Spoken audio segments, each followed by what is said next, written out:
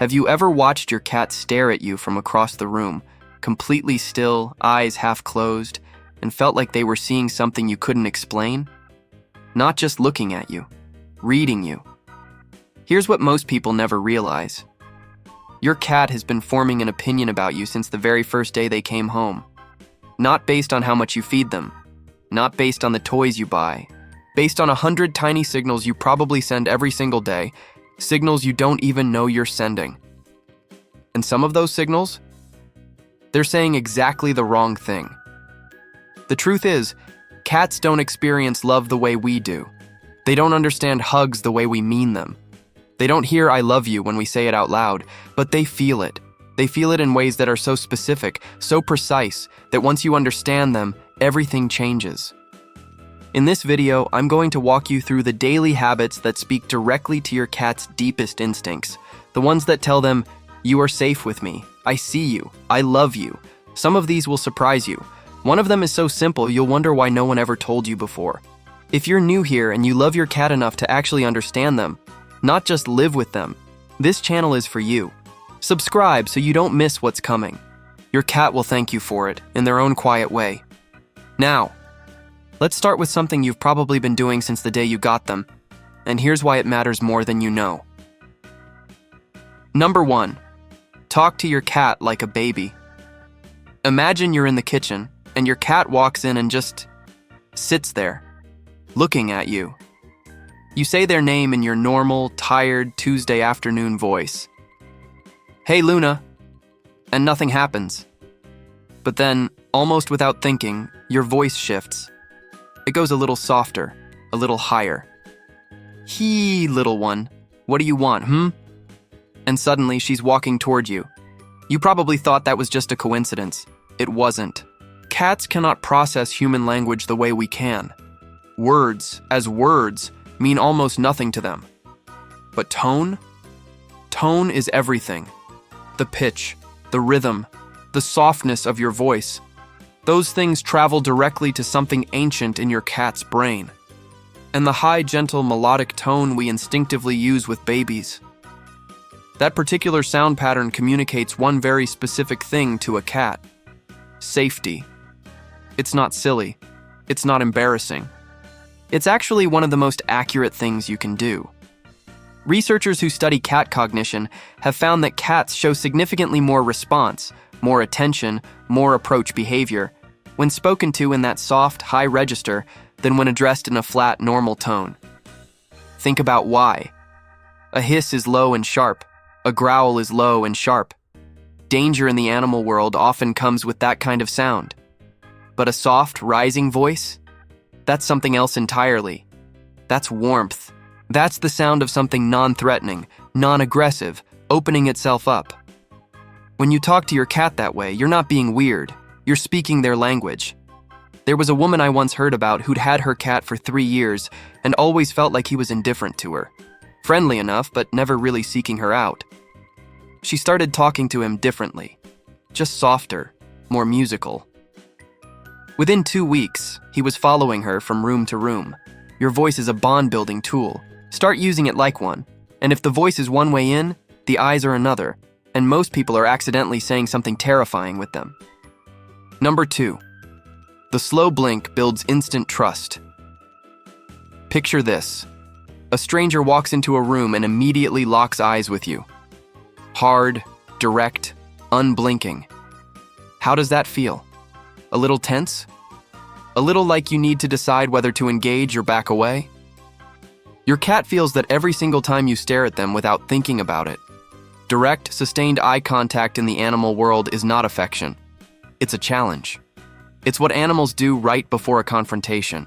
And your cat, even your sweet domesticated cat who's never had to fight for anything in their life, still carries that wiring deep in their nervous system. When you stare, something in them goes, "Hold on." But here's where it gets beautiful. When a cat narrows their eyes and blinks slowly in your direction, they're doing something remarkable. They're choosing vulnerability.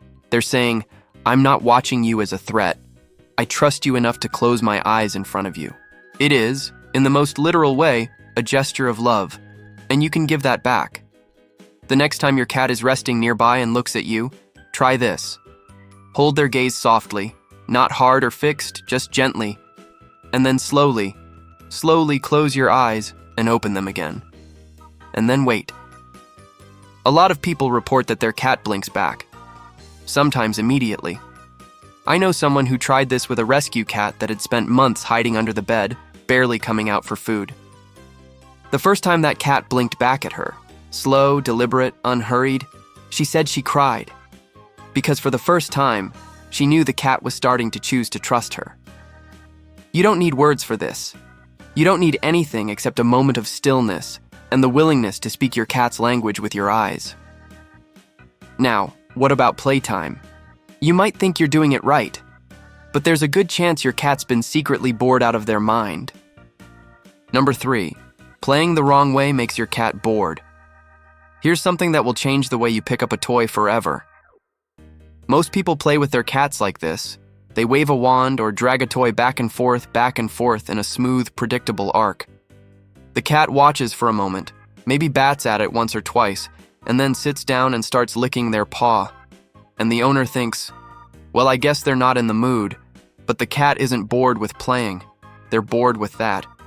Your cat is a hunter. Not metaphorically, literally, neurologically, deeply. Every cell in their body has been shaped over tens of thousands of years to chase, stalk, pounce, and catch. And a toy that moves in a perfect, predictable line? That's not prey. That's a metronome. It doesn't trigger anything. Real prey doesn't move smoothly. It darts. It freezes. It hides behind something. It makes a sudden, panicked scramble, and then disappears. And when you replicate that, when you move a toy in quick, jerky bursts, let it pause behind a cushion, make it twitch once and go still, something wakes up in your cat. You'll know when you get it right. Their whole posture changes. The body drops low, the tail starts flicking, the eyes lock in with a focus that's almost unsettling, and then the pounce. And here's what most people don't know. A cat who gets to complete that hunt, chase, catch, not just swipe, is a calmer, less anxious, more bonded cat. Because you were the one who gave them that. You became part of the experience that satisfies something at the deepest level of who they are. Play isn't just entertainment for a cat. It's a conversation and instinct. And the more fluently you speak it, the more they'll come looking for you. Speaking of coming looking for you, there's a kind of presence that builds connection more quietly than almost anything else. And most people underestimate it entirely. Number 4, just being near your cat builds connection. You don't have to do anything. That's the part people always get wrong. We're conditioned to show love actively, through touch, through attention, through big demonstrative gestures. And with cats, that impulse can actually work against you. Walk too eagerly toward a cat, reach out too quickly, hover in a way that feels like expectation, and you'll watch them quietly get up and leave the room. Not because they don't like you, because you pushed. Cats show affection through proximity. They are not creatures who run to the door to greet you because they need you in this urgent, dependent way. They're creatures who will come and curl up 2 feet away from where you're sitting, facing slightly away from you, and that is them saying, I want to be near you. I feel good where you are. The difference between a cat who tolerates you and a cat who seeks you out is often just this. Have you given them a reason to associate your presence with ease?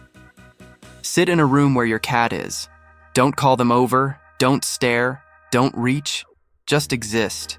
Read something. Let the quiet settle. And pay attention to what happens over the next 15 minutes. Most of the time, they'll move closer. Not because you asked, but because you didn't ask. A friend told me once that she felt like her cat didn't love her. He was always distant, always choosing the other room. Then she started spending her evenings in the living room where he liked to be, just reading, ignoring him completely. Within a week, he was sleeping on the arm of the couch beside her. He didn't need her to love him louder.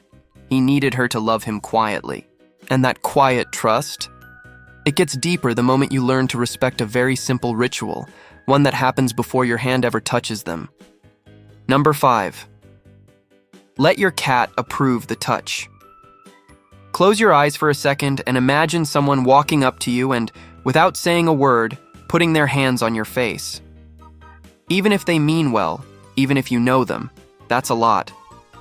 That's a boundary crossed before you had a chance to decide anything. That is exactly what reaching straight for a cat feels like to them. Cats experience the world through scent in a way that we genuinely can't imagine. When another cat approaches a familiar friend, they touch noses first. They smell each other. That's the handshake. That's the confirmation. Yes, I know you. You're safe. We're okay. Without it, the interaction starts on uncertain ground. When you extend a finger or the back of your hand and hold it still, low, non-threatening at their level, you're offering them that same greeting. You're saying, "Here I am, check me out. You decide." And when your cat moves forward and touches their nose to your finger, what you've just received is consent. They approve the interaction. They're saying yes. What happens after that is completely different from what happens when you just reach in. The petting feels different to them. Calmer, more welcome, more like something they chose rather than something that was done to them. Over time, cats who are consistently given this tiny moment of choice become cats who actively seek out touch. I've watched this shift happen in a cat who used to run from hands. His person started holding out a finger every single time, never reaching further until the nose touch came. Within a month, he was headbutting her hand before she even offered it. That small pause changed everything. One finger, one moment of patience. And patience, it turns out, is also the key to the last thing on our list, because it involves a moment your cat is more vulnerable than you've probably ever considered. Number 6, do not interrupt your cat's sleep. There's a version of love that looks caring on the outside and feels like an invasion on the inside. And with cats, it happens most often exactly here, in the middle of a nap. You see them curled up in a warm patch of light, all soft and tucked in, and everything in you wants to scoop them up, to hold that warmth, to be part of that peace. So you do, and your cat wakes up stiff, disoriented, ears flattening for just a second before they remember where they are. You probably didn't think much of it, but your cat felt it. In the wild, a sleeping animal is a vulnerable animal. Sleep is when you cannot protect yourself, cannot run, cannot react. Every cat carries that truth in their nervous system, no matter how safe your apartment is, no matter how many years they've lived with you. When they're deeply asleep and they're suddenly moved or touched, the first fraction of a second is alarm. Pure involuntary alarm. Do that enough times in the same place, say, right next to you on the couch, and your cat will quietly stop choosing to sleep there. Not because they don't like you, but because their body has learned that sleeping near you sometimes comes with unexpected disruption, and their nervous system will choose safety over closeness every single time. The opposite is also true. A cat who sleeps near you undisturbed, who wakes up gently on their own and finds you still calmly there, learns something different. They learn, this place is safe, this person is safe, I can be completely unguarded here. And that is the deepest trust a cat can offer. Which brings us to the last thing, a small physical gesture that speaks directly to that trust, and to something even older than words. Number 7, the secret spot that unlocks emotional bonding. Cats groom each other in a very specific pattern. The places they can't reach themselves, the base of the skull, behind the ears, the top of the head. When two cats are bonded, when they truly consider each other family, they'll sit together and groom those exact spots. It's not just hygiene, it's ritual, it's intimacy. It's how cats say, "You're mine and I'm yours." There's a spot, just between and behind the ears, that is unlike anywhere else on a cat's body. Not because it's particularly sensitive, though it is, but because of what it's associated with. That spot carries the scent of their most trusted relationships. When another cat nuzzles there, when a bonded animal touches that place, it triggers something chemical and old and deep. Oxytocin, the same bonding molecule that fires between a mother and a newborn. When you gently stroke that spot, slowly, not rubbing, just soft rhythmic passes with a finger or two, you become part of that same neural language. You're not just a person petting a cat, you're participating in the ritual through which cats say, "I love you" to each other. I once heard about a man who had a cat that was always affectionate, but never truly still, always squirming, always ready to go. He started ending their time together with just 2 or 3 minutes of gentle strokes behind the ears. The cat began closing his eyes and settling into it completely. And then, eventually, he started climbing into the man's lap, specifically to position his head for that. He was asking for it. He was seeking it out.